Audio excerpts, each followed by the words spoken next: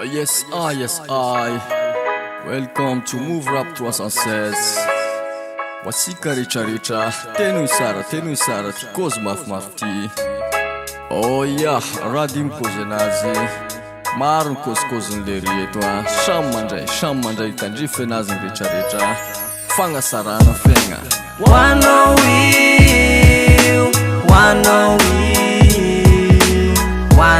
zay mande Wanna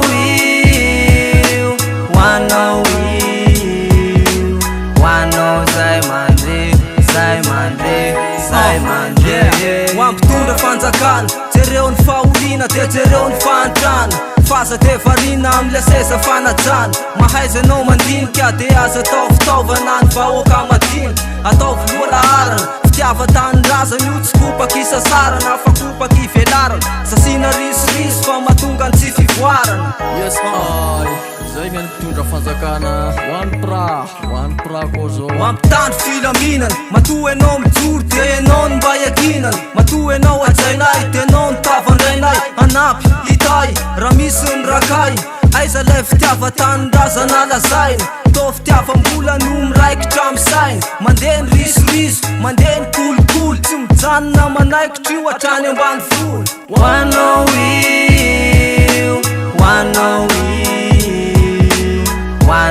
zay mande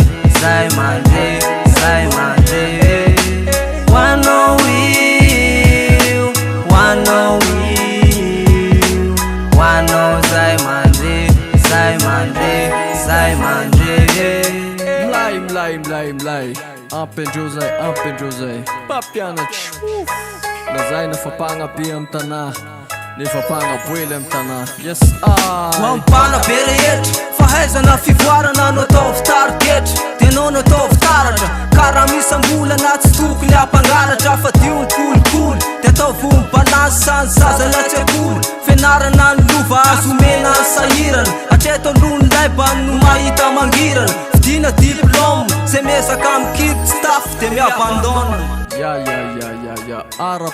Pagnabe arapagna Sapagnaboely arapagna Maro gn'azo kozina Rady anao setry Wampitondra fifavana Sasina fanavana Sambarana nondrasana amin'ny avy no angatana Enga no tateraka voasoratra ny bibla Fa tsendrika ao aribla ny rakitra invisible Asasina afakafaka ilasaosa tsy malala hoe sanantsika mifafaka Fa tsy varina me tsara vela tsy.